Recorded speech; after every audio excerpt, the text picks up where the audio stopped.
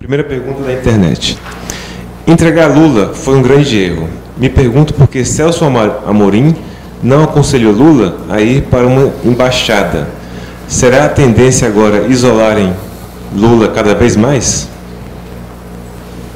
O problema é que essa solução da embaixada é uma solução onde o Lula meio que se colocaria fora do jogo político no país, né? Uma figura da envergadura dele teria que agir de maneira pública, né? A resistência seria mais a melhor hipótese, né? Bom, pergunta aqui do auditório. Vamos nos concentrar para fazer a pergunta bem objetiva, para que todo mundo possa participar. Rui, uma questão muito importante que você sempre levanta, essa questão de estratégia de luta. Diria que seria até um motivo para um seminário, uma discussão profunda aqui, entendeu? O conceito de estratégia diz abrir todas as portas, delinear todos os caminhos e se preparar para todos eles. E isso significa que não existe uma estratégia, existe um conjunto de estratégias que vão sendo seguidas e se somando. Nesse sentido, eu perguntaria, as estratégias seguem as vocações, cada grupo, cada partido tem a sua vocação.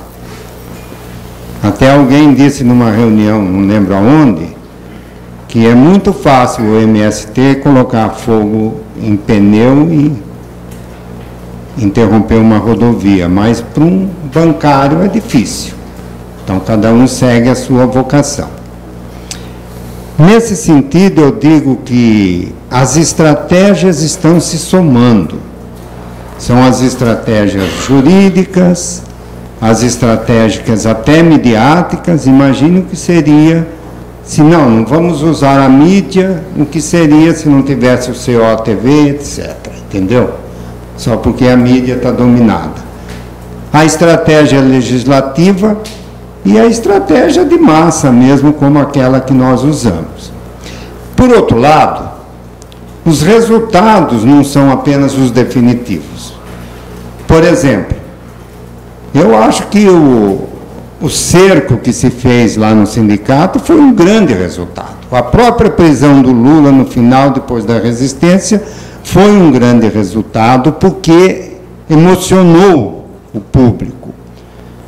A nossa grande campanha de colagem contra a prisão de Lula foi um bom resultado. Lula foi preso. Não, fracassou. Não fracassou porque o Lula foi preso. Porque teve uma coleta de resultados nesse processo muito grande.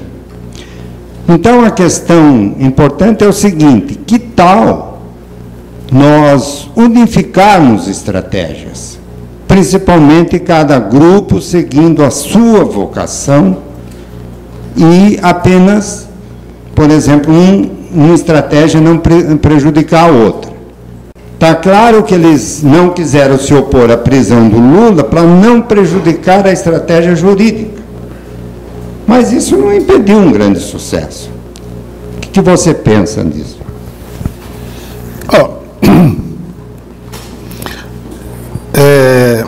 Logicamente que, bom, você chamou de estratégias, né? Eu chamaria de terrenos diferentes de ação.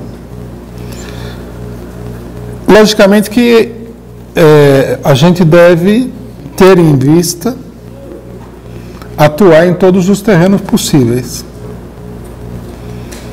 né? A não ser que realmente haja um motivo especial para não atuar no terreno A, B ou C, não há motivo para não ter essa participação. Então, por exemplo, você pode atuar no terreno jurídico, no terreno parlamentar,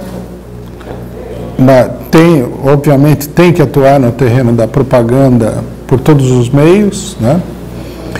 E também no terreno da mobilização de rua, etc. e tal. E o que mais a gente puder fazer. O problema Aqui o que eu vejo da sua colocação são duas questões. Primeiro, acho que a atuação em todos esses terrenos tem que ser uma atuação que esteja unificada por uma determinada política, onde cada uma das formas de ação ou terrenos de ação cumpre um determinado papel dentro dessa concepção geral.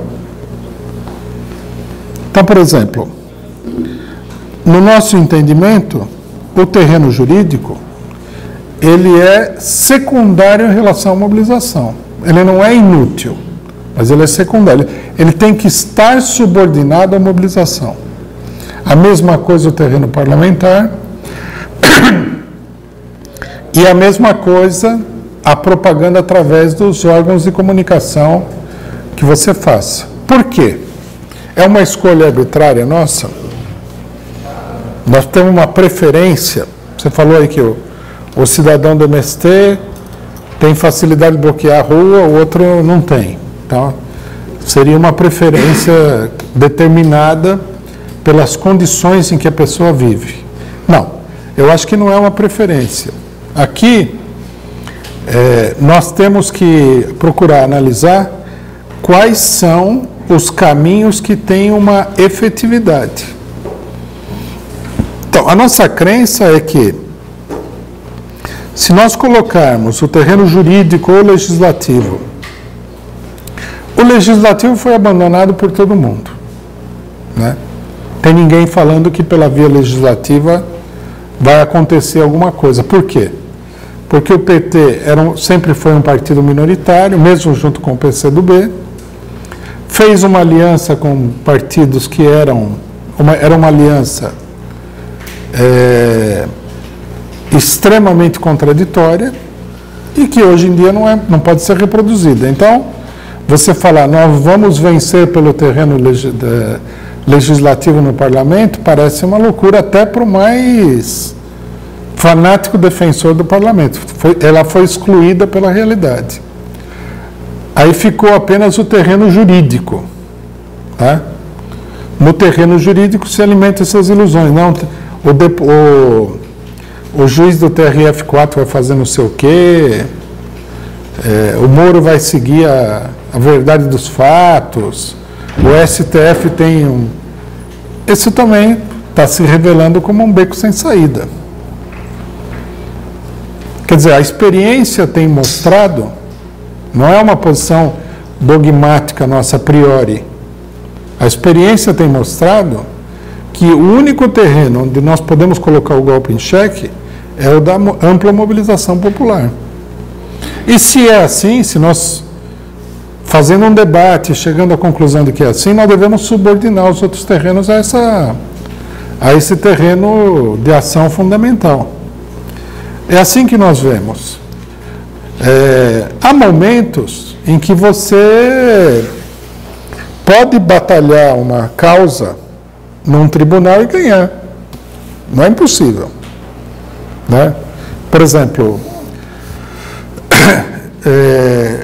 recentemente, não faz nenhum ano, o TSE colocou em pauta, por instigação aí da Procuradoria Eleitoral, a cassação do registro do PCO. Nós, logicamente, fizemos uma campanha contra a cassação do registro na nossa imprensa, nas redes sociais. Mas nós também fomos até Brasília, conversamos com deputados, gente do TSE, tudo para ver o que a gente conseguia para escapar. Conversamos com gente, fomos procurar até a Procuradoria Eleitoral explicar a nossa situação. Finalmente, o procurador olhou e falou, não, nós não somos a favor de cassar nenhum partido. E ele foi lá e retirou a proposta de cassação. Então, quer dizer, naquele momento, né, era correto você ter uma ação junto ao judiciário. E essa ação, inclusive, evitou a cassação do nosso registro naquele momento. Se nós tivéssemos falado, não, nesse momento aqui o mais importante é uma mobilização de rua, nós não teríamos conseguido. Então, quer dizer, a avaliação tem que ser concreta, não pode ser dogmática. A cada momento você tem determinados métodos de ação, determinados terrenos, que você pode usar com maior ou menor proveito. Né?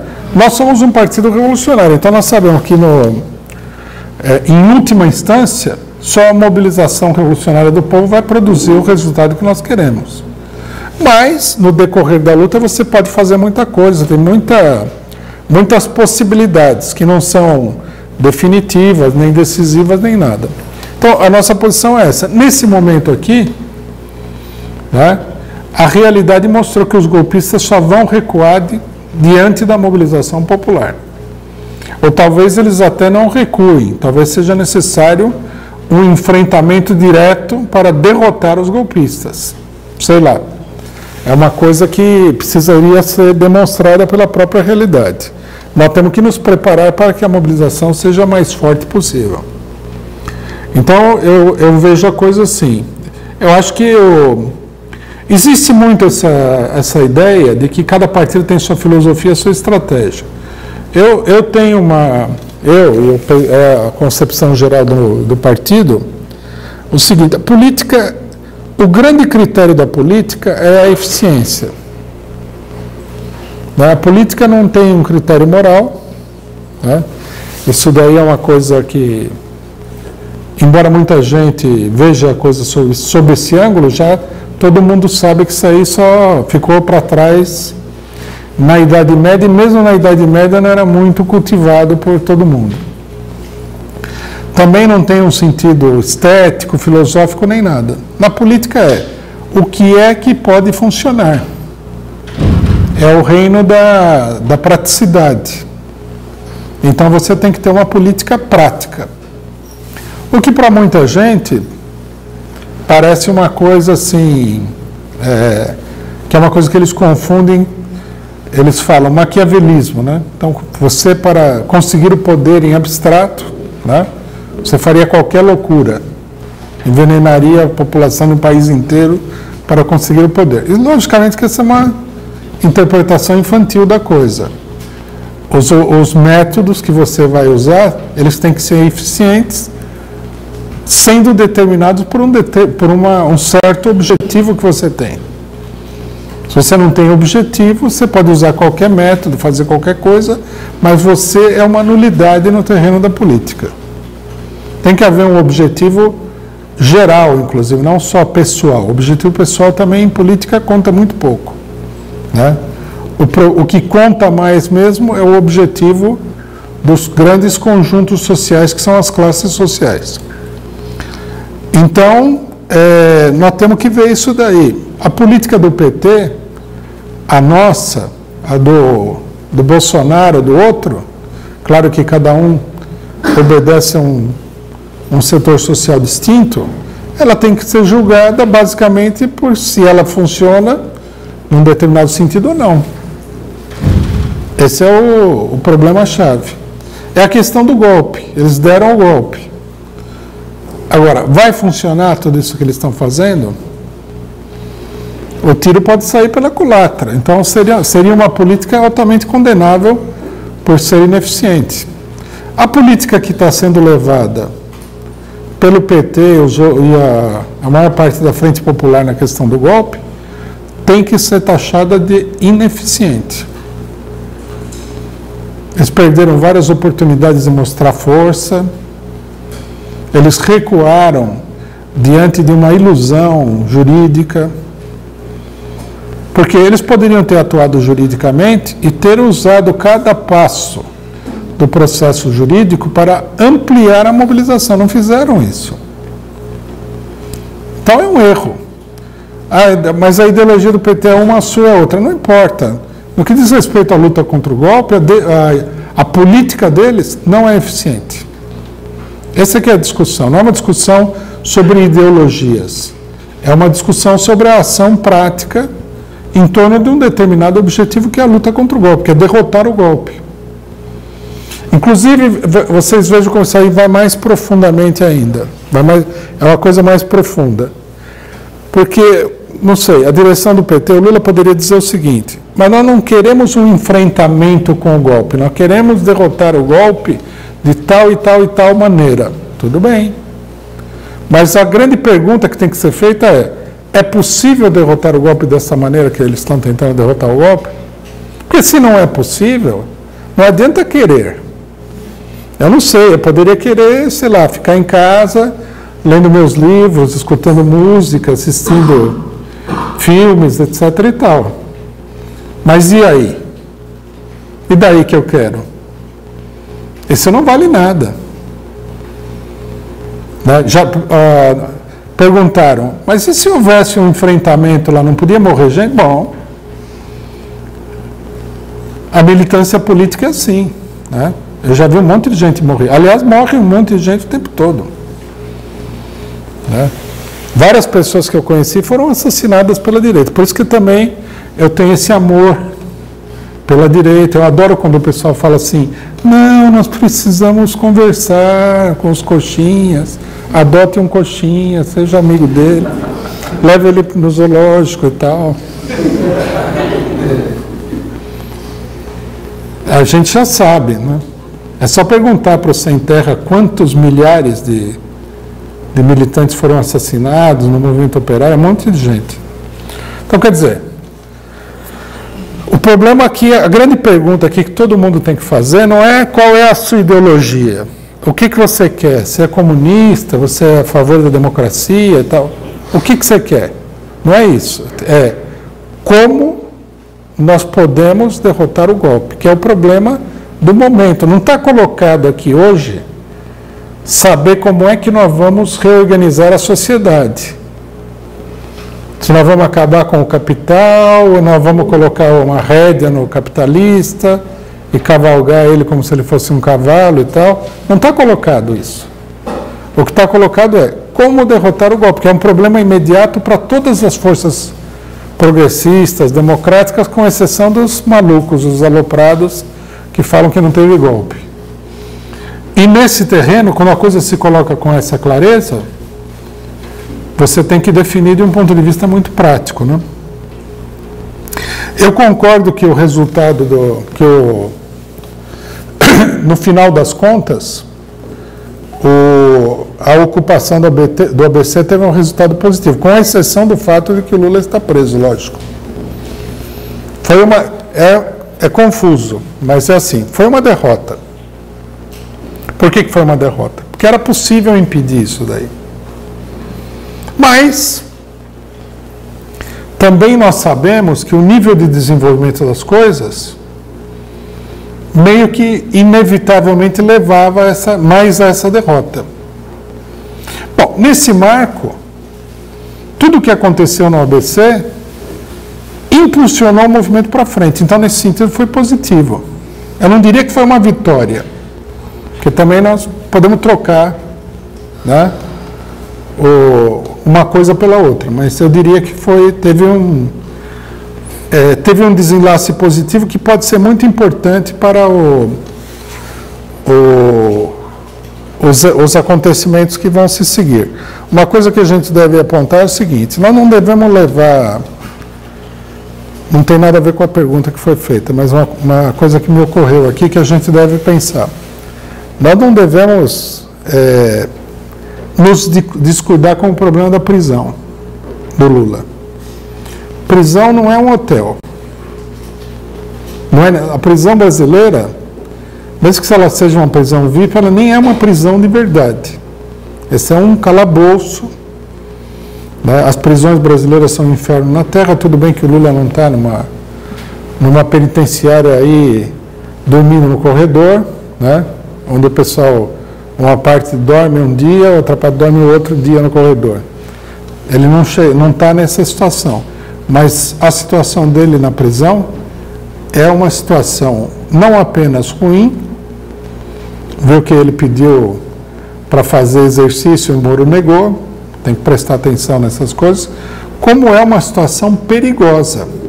As pessoas que estão guardando o Lula nessa prisão de Curitiba, isso é tudo gente de direita. São todos uns fascistas. Aí alguém, já ouvi muito essa conversa, acho que todo mundo já ouviu e já está mais esperto. Não vai acontecer nada. Não acredite nisso. As coisas acontecem. As coisas ruins, elas acontecem, né? O governo eleito por 54 milhões de votos pode ser derrubado, a pessoa mais popular do país pode ser condenada sem provas e presa, ou o pessoal pode jogar a Constituição na lata do lixo com a maior disfarçatez. Coisas ruins acontecem, né? Uns marginais podem pegar uma vereadora do Rio de Janeiro e meter bala nela no meio da rua. Isso daqui é Brasil. Muita gente não se dá conta, mas é um país onde a violência da direita contra a população é extremamente grande. E a direita, ela é muito fascista. Ela é muito fascista, ela é muito animalesca, ela é muito descontrolada. Só para encerrar, eu vou contar para vocês uma coisa que algumas pessoas sabem, outras não sabem. Durante a ditadura do governo Médici, acho que foi no governo Médici, um grupo especial das nossas gloriosas Forças Armadas, que era chamado de Operação Parazar, sob o comando de um oficial chamado Bonnier, bolou o seguinte plano: eles iam explodir o gasômetro no Rio de Janeiro, com gás dentro, logicamente, iam matar 200 mil pessoas, para eles aparecerem como salvadores de uma operação terrorista que tinha sido realizada. Aí um oficial, que também era de direita, também era maluco, também era da Operação Parazar, que jogava gente de avião no meio do mar, né? Essa era a Operação Parazar, denunciou para os comandantes que ele achou que o negócio era demais, até para ele era demais. E era demais até para os comandantes do Exército, que impediram a operação acho que era coronel, brigadeiro, não sei, Bonnier. João Paulo Bonnier. Veja, essa é a direita brasileira.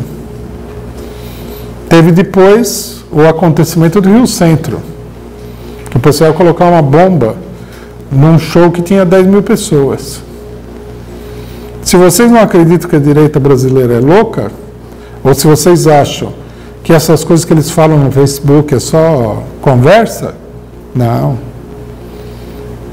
Não é assim. A gente não deve ser tão descuidado. Por isso a questão do Lula, a prisão do Lula é muito ruim. Vai saber o que vai acontecer aí. Amanhã o homem parece aí doente, ele tem 70 e tantos anos, aí a imprensa fala, não, a esquerda vai falar, Lula, não sei o que, as condições, não tem nada a ver, câncer, tuberculose, alguma coisa aí. Aí a imprensa inventa aquela história, parece o Merval Pereira, aquele cara cínico, né? Não, mas não é bem assim, na verdade ele não sei o que lá e tal, está tendo um surto, papapá. O homem morre, tá certo? E nós ficamos aí, né, pendurados por um fio na mão da direita, todo mundo, não é só ele. Porque, por exemplo, se outros dirigentes da esquerda forem presos, não vão nem para essa prisão supostamente VIP, aí vão parar no buraco do inferno. A gente não deve brincar com a política e não deve brincar com a direita, tem que ficar muito esperto. Essa questão do Lula é uma questão muito grave. Bom, com essas colocações, eu acho que você respondeu as próximas duas perguntas, mas vou ler esse mesmo para ver se tudo bem. Bom, por que seria melhor resistir à prisão do Lula? A prisão dele não pode pautar e dirigir melhor a luta contra o golpe, inclusive por explicitar o que acontece no Brasil? E a outra era, Rui, você crê que a vida de Lula corre risco na prisão em Curitiba, tendo em vista que vários agentes da PF são bolsominions? Exatamente. Bom, aí sobre... Está um pouco respondida, mas eu queria reafirmar. Veja, a gente nunca deve achar que você ser derrotado é a melhor coisa. Até porque a derrota ela só pode trazer um resultado positivo, apesar de ser uma derrota, se a luta for travada com grande intensidade. Então, por exemplo, não é melhor que o Lula fosse preso? Não, lógico que não. Melhor que ele ficasse solto. Não faz sentido isso daí. Não é melhor que a greve seja derrotada? Não. Nós devemos lutar pela vitória. Certos momentos não é possível a vitória, mas nós não devemos pensar na derrota como sendo uma política razoável.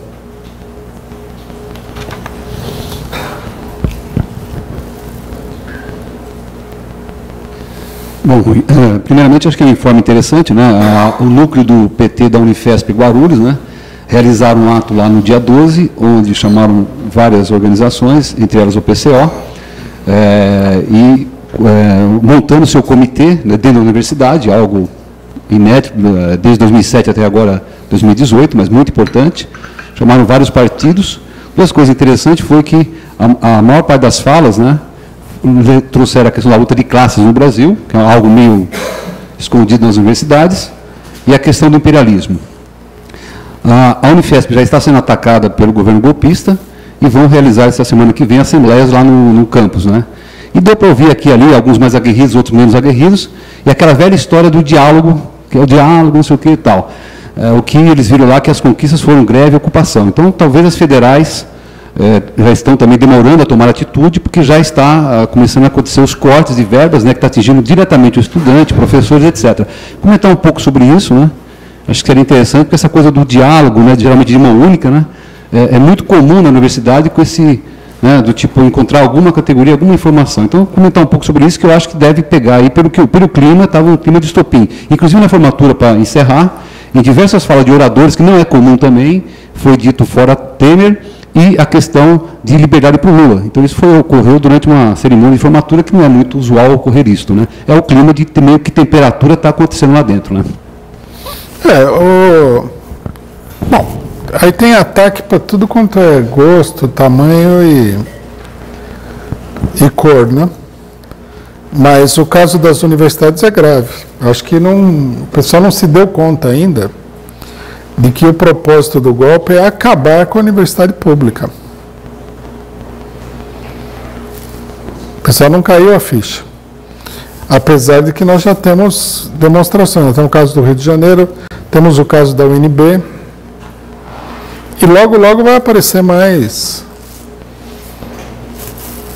E não é só isso, né? Também, aí muita gente fica nesse negócio de não vai acontecer, né? Não. Vai acontecer. Está acontecendo na realidade. E esse negócio do diálogo é bobagem. Vai dialogar com quem? Com o Temer? Com o Dória? Vamos dialogar com o Dória. Imagina um diálogo com o Dória.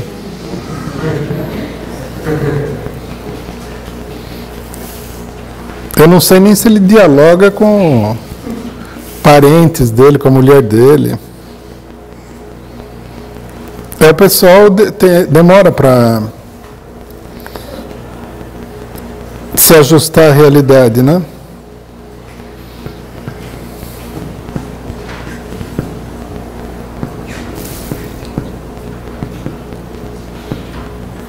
Bom, Rui, a Prefeitura de Curitiba, em atitude novamente fascista, quer remover os manifestantes da frente da Polícia Federal. Como os movimentos de esquerda devem se portar diante disso? Tem que rejeitar a ideia da remoção, né?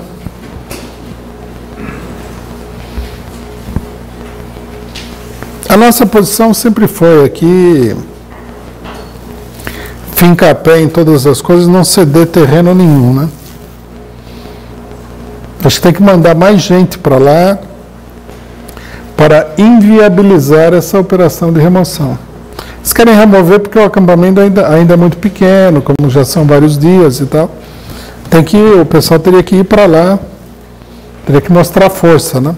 Impedir a ação da prefeitura.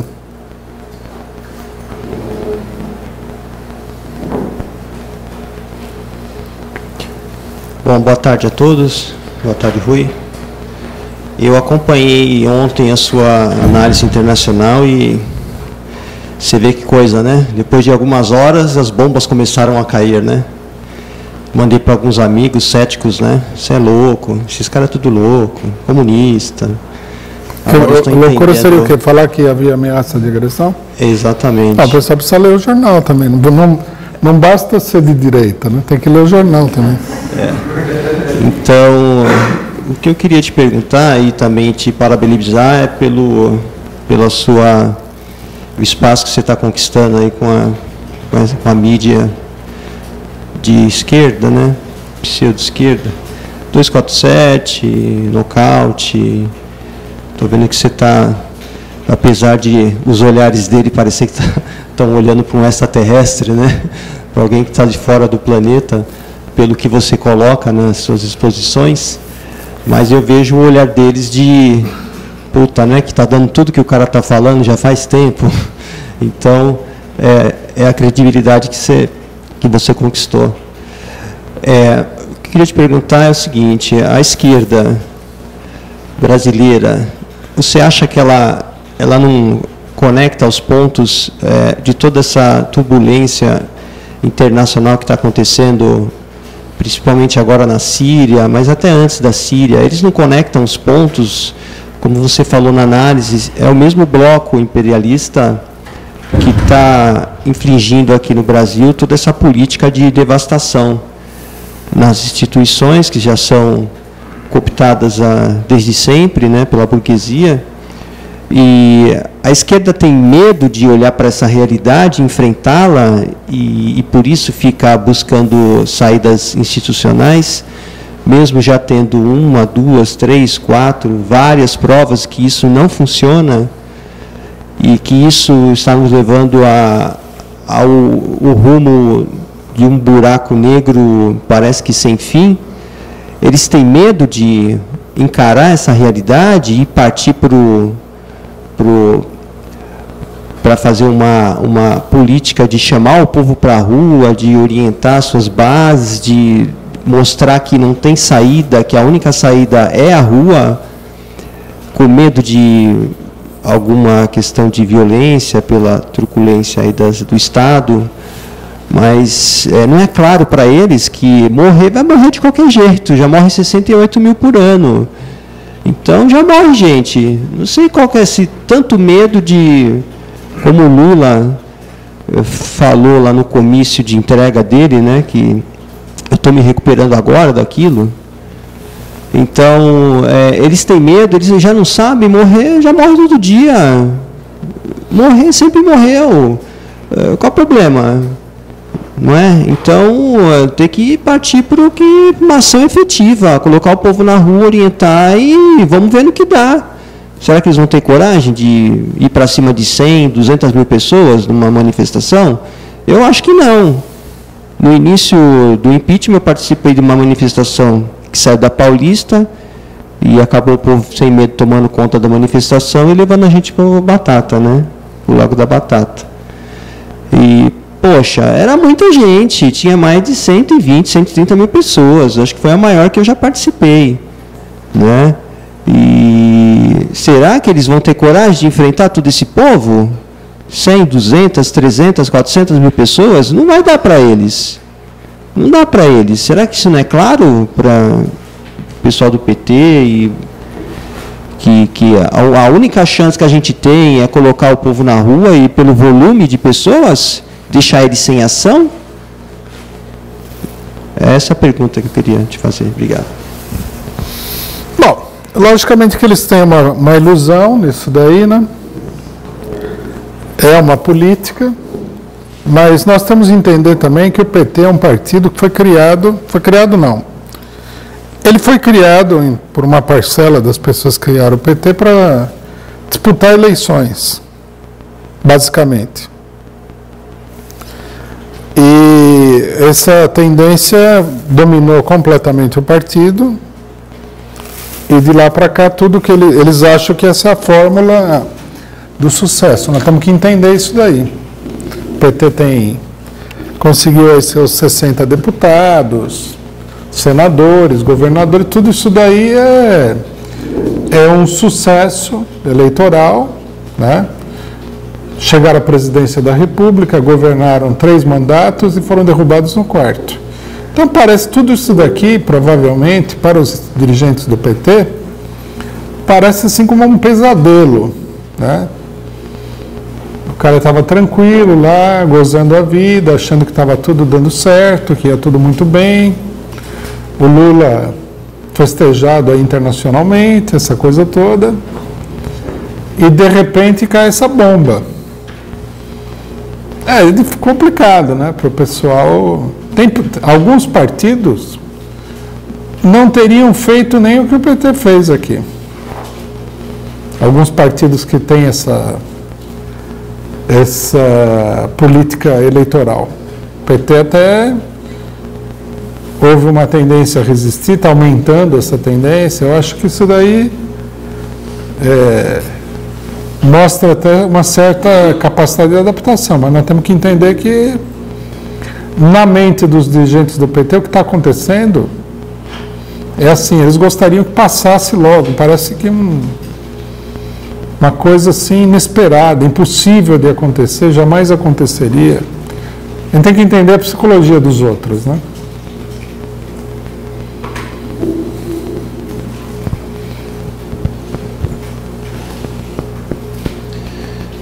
Rui, como você vê a posição do Reinaldo Azevedo diante das barbaridades jurídicas?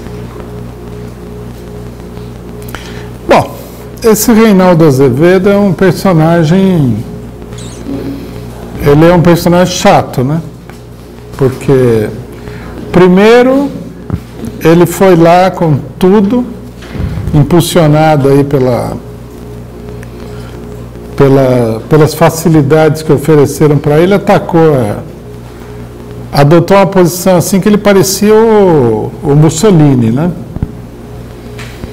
Aí começaram a ameaçar de colocar os amigos dele na cadeia.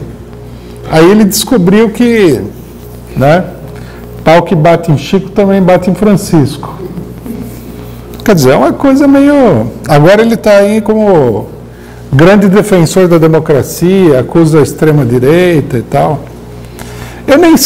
Para ser bem sincero, eu nem sei a que obedece. Aqui, onde é que quer chegar? Não, é difícil você levar a sério uma pessoa que tem essas oscilações de opinião, né? É mais fácil levar a sério o Bolsonaro, que é um troglodita, sempre foi um troglodita, não tem muita possibilidade de evoluir também, parece que a capacidade evolutiva dele é nenhuma. Num dia a pessoa ataca todo mundo para defender a direita. No outro dia ele aparece lá defendendo a democracia que ele pisoteou a vida inteira. Vai entender isso aí. Eu não sei. Eu não levo muito a sério. Tudo bem que eu vejo que ele defende tão enfaticamente agora quanto ele defendia o contrário há algum tempo atrás, né? Eu acho assim, uma coisa que sempre me chamou a atenção é desse pessoal que fala que é democrático, né? E que participou dos atos coxinhas. Eu não sei como é que a pessoa tem a cara de pau, tem a falta de vergonha na cara de ir num ato junto com aqueles trogloditas que apresentavam a Dilma de perna aberta, falavam que a ditadura tinha que ter matado a Dilma. A pessoa tem, no mínimo, tem que... Tudo bem que a política não é moral, mas tem que ter um pouquinho de vergonha na cara, né? Eu vi o Reinaldo Azevedo lá, que fala que é liberal indo nesse ato. Você é liberal? Você não faz ato junto com o Adolf Hitler, você entendeu? Faz o seu próprio ato. Bom, teve gente de esquerda que queria ir no ato também. Aí já é um caso mais patológico. O dele eu acho que não é tão patológico assim, mas... Não acho sério esse negócio. É uma politicagem isso aí. A única coisa que a gente deve lembrar sempre, inclusive para a direita, é que na luta política a direita também dança. Né? Veja que uma das ironias do golpe de 64 é que o pessoal que mais fez campanha pelo golpe rodou também a hora que deram o golpe. Caso do Carlos Lacerda, né?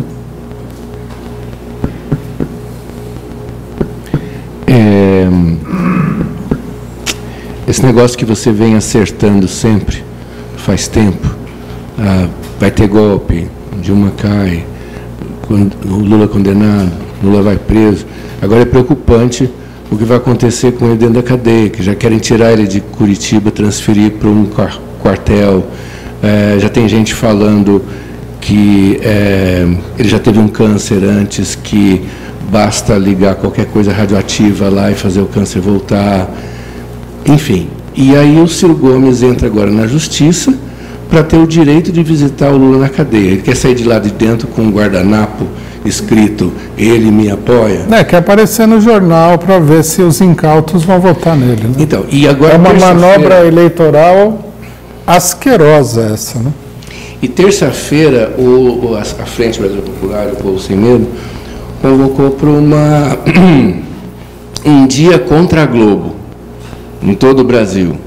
Isso aí vale como atividade, como vamos para cima, assim, como ofensiva, ou dispersa que nem indireta já?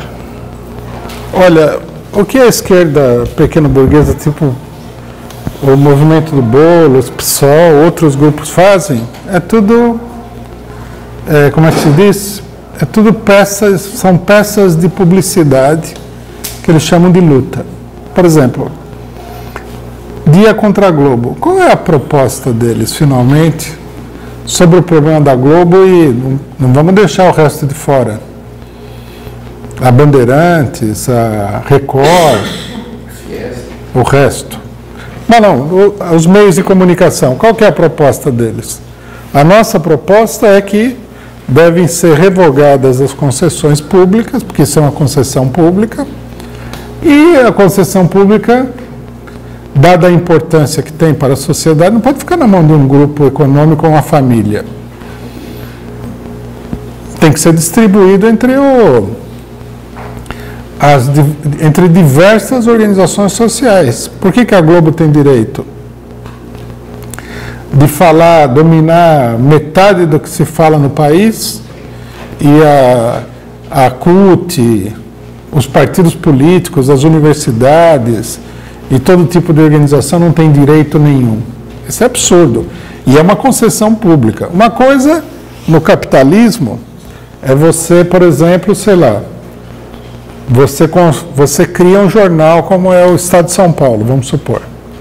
Então, o capitalista acumulou capital através da exploração do trabalhador, né? E esse capital se transformou numa empresa. Digamos, é uma coisa extremamente negativa, injusta, etc. e tal, mas não é um privilégio legal. Seria um privilégio legal se só ele pudesse ter jornal. Você pode ter jornal, você não tem o dinheiro para... Nisso consiste a desigualdade. Mas a Globo não é um problema de dinheiro. É um privilégio legal. Por algum motivo que ninguém sabe, a família Marinho tem mais direito do que o resto dos brasileiros. Por que eles têm esse direito de ter um canal de televisão? Só para eles. É absurdo. Agora, a esquerda não levanta esse problema. Também não levanta pelo seguinte, né? O Boulos vai fazer campanha eleitoral, ele vai chegar lá na entrevista e falar que ele é a favor de caçar a concessão de todas as televisões, aí a televisão vai mandar tinta nele, não é? Ele seria tratado que nem o PCO, ele não quer ser tratado que nem o PCO, ele quer ser tratado com dignidade, com respeito, né? Esse é o problema. A mesma coisa em outras questões. Por que ninguém falou nada contra a ficha limpa? Eu me lembro que, quando saiu a ficha limpa, a gente teve campanha eleitoral. Você falava assim, não, nós somos contra a ficha limpa. Como? Vocês são a favor da corrupção? Eu começava aquele negócio. Que eu por exemplo, não estou lá para enganar os outros e ganhar voto, né? Eu respondia, falei, não, isso é... Quem tem que votar é o povo. Falei, ó, um monte de rádio, televisão, aí ninguém nunca ouviu isso aí também. Isso que é mais espantoso. Aí o cara, a reação dos órgãos de imprensa era total. Isso daí, meus amigos, está tanto certo quanto deixar prender o Lula, viu? Enquanto deixar o pessoal derrubar a Dilma, está tudo... Estamos indo no melhor caminho possível.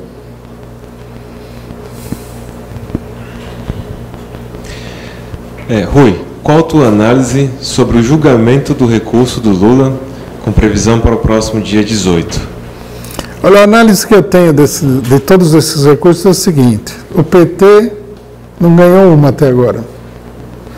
A hora que ganhar, aí vai ser a minha vez de ficar espantado, mas não por muito tempo, porque se eles ganharem uma, eu vou arrumar outra coisa e desfazer aquilo que eles ganharam.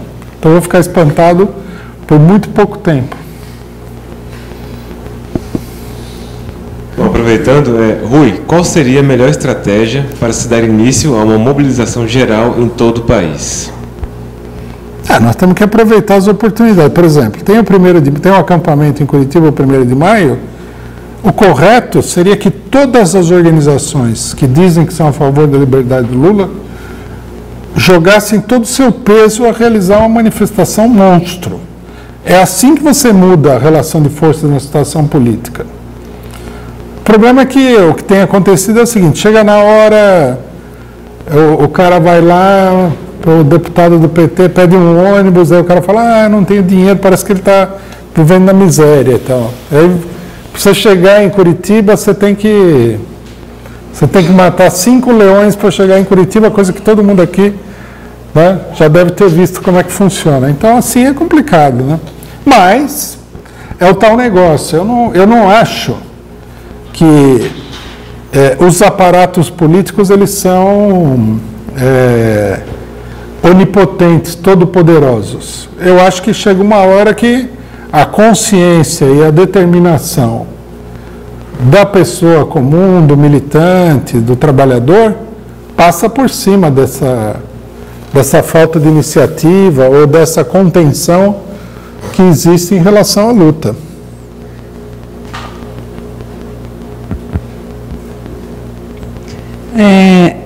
É um pouco do que o companheiro ali falou sobre querer transferir o Lula, é sobre a dificuldade que a direita está tendo de manter o Lula preso. Eu ouvi algumas na mídia golpista, mesmo tentando esconder, parece que esquece do Lula, né? Dizer que está difícil de manter o Lula preso, porque está gastando muito, porque tem muito policial que deveria estar investigando, fazendo investigação e está lá cuidando do Lula. Por exemplo, lá em Curitiba, diz que está sem dinheiro para cuidar dele, para manter ele preso.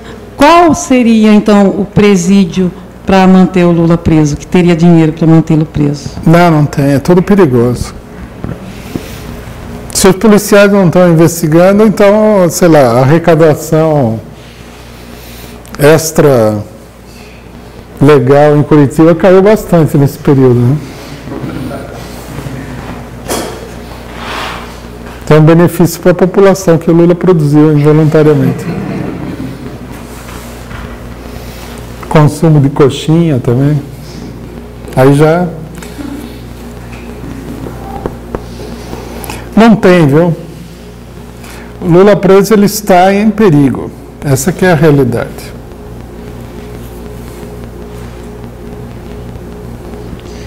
Rui, por que ainda não estamos na maior greve geral da história do Brasil?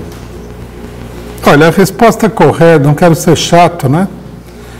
Eu não sei nem por que a pessoa que perguntou isso perguntou qual que é a ideia que está por trás. Mas eu tenho visto muita gente falar assim. Eu vi gente falar assim: a CUT deveria ter chamado uma greve geral. Meu amigo, no Brasil, nunca houve uma greve geral de verdade. Não sei se os brasileiros têm consciência disso. Todas as greves gerais no Brasil foram minoritárias. Começa pelo fato que no Brasil não tem uma única central sindical. Quer dizer, tem uma única, que é a CUT. Mas está dividido entre várias organizações confusionistas aí, que impedem que o negócio ande para frente. Tá? Então, é uma coisa meio complicada. Segundo, o movimento operário, ele está numa situação de refluxo há muitos anos. Na maioria dos lugares, nem campanha salarial tem. O pessoal não faz greve. Nós temos agora, por exemplo, a ameaça de privatização no Correio, na Eletrobras, tudo. Qual é a mobilização? Não tem mobilização nenhuma. Tem que se apoiar na realidade. Não é tão simples assim fazer uma greve geral. Eu também gostaria de criticar todo mundo por não fazer uma greve geral. Né? Fica em casa, lá pelo computador, tem que fazer greve geral, pelego e tal. Mas não é assim. Eu não acho que é simples. Quando nós, por exemplo, levantamos a proposta de fazer uma greve geral, né, nós fomos um dos primeiros, se não o primeiro que levantou a ideia de fazer uma greve geral, nós falamos, tem que ser preparada, tem que ter uma grande agitação política, tem que fazer, sei lá, 2, 3 paralisações para ir criando as condições para uma greve geral que nós entendíamos que nunca ia ser 100%, ia ser, sei lá, se fosse 15% da força de trabalho no Brasil, seria uma greve espetacular. Eu acho que o pessoal não vê a coisa de um ponto de vista prático. Nunca participou também de nenhuma greve geral de verdade. Eu já participei, não é simples. São momentos muito especiais em que você consegue fazer uma greve geral. Eu participei de várias greves gerais que foram convocadas pela CUT nos primeiros tempos da CUT, que foram super fracassadas. Você ia na porta das fábricas, você tinha que brigar com o trabalhador para o trabalhador sair da fábrica. A nossa posição era assim, como é greve geral, vamos parar, né? A gente quase teve que derrubar portão de fábrica para poder parar a fábrica lá, porque ninguém queria parar. Não é simples assim. Precisa ter condições políticas e precisa ter um trabalho preparatório. E precisa superar, né, aquelas organizações que são totalmente contra qualquer tipo de greve geral, como é o caso da força sindical. Ninguém leva em consideração isso aí. Eu tenho muita crítica a maior parte dos setores sindicais da CUT, mas também não adianta nada você fazer uma crítica só para satisfazer as pessoas que acham que tudo deve ser feito na hora e com a maior tranquilidade. Não é assim.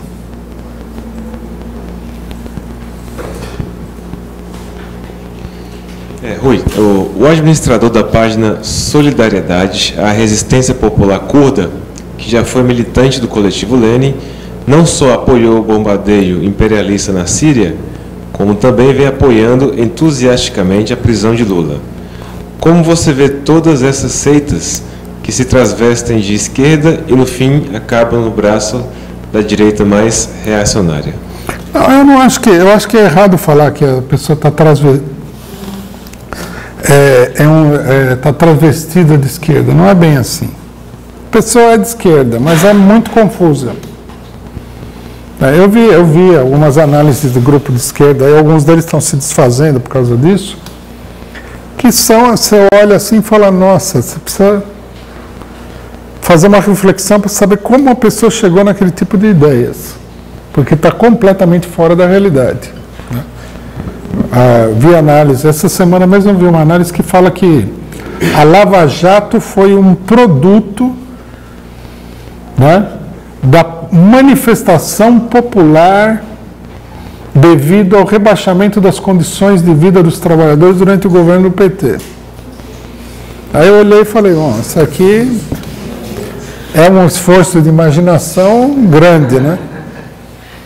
Não dá, não adianta você querer encaixar a realidade numa coisa que você, um molde de pensamento que você tem ali, é absurdo. Esse pessoal é confuso. Uma coisa que nenhuma organização, nenhum grupo que se chame de coletivo Lenin poderia fazer é apoiar o bombardeio da Inglaterra, dos Estados Unidos e da França contra a Síria, seja lá sob qual pretexto for. Está totalmente fora da realidade, está perdido. A prisão do Lula também, tem gente, eu já vi, tem gente que acha que gente que é de esquerda, acho que salvar o país por prender o Lula, que o Lula é uma grande ameaça. Estão batendo pino, o que a gente pode fazer? O problema, sabe o que é? As ideias, elas têm um encadeamento próprio. Elas, numa certa medida, elas condicionam. Você começa... É que nem uma fórmula matemática. Se você parte do princípio ABC, você logicamente vai edificando um raciocínio que tem uma certa coerência a partir das premissas. Então, se você começar com premissas absurdas, o raciocínio vai ficando cada vez mais doido, que é o caso desses grupos de esquerda, né? Ajuda muito também a loucura o fato desses grupos não terem nenhuma presença social nem residualmente significativa. Não? Uma coisa importante na política é que o grupo político responda a alguém do mundo real. Porque ficar em casa pensando, você pode pensar qualquer coisa. Né? E ficar pensando sozinho, em geral, leva mesmo à loucura. Tanto que você vê que tem muita gente aí que o pessoal é matemático e tal, e o cara começa a bater pino. Porque ele fica pensando. Não, você tem que ter como referência o mundo real, exterior. Se você só ficar dentro da sua cabeça, ela girando aquela maquininha, isso daí leva mesmo a pessoa a sair fora da realidade. Cada tanto você tem que sair na rua, né, ver o pessoal, os carros, o pessoal andando em uma loja, né, comprar alguma coisa lá.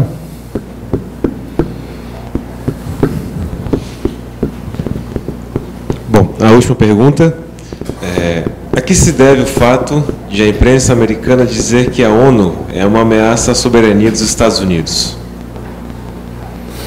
Dificuldade que o imperialismo norte-americano tem de controlar a ONU em todos os momentos, né? A invasão do Iraque, por exemplo, não foi autorizada pela ONU. Esse ataque da Síria agora, menos ainda. No Conselho de Segurança da ONU está a China e a Rússia. Então é um impasse. Eles estão buscando se atritar com a China e com a Rússia, e então está todo mundo num conselho que não é uma votação democrática. A pessoa tem poder de veto. Do ponto de vista da ONU, o que eles fizeram na Síria ontem é uma coisa meio criminosa, até mesmo do ponto de vista da ONU, que já é uma organização por natureza criminosa.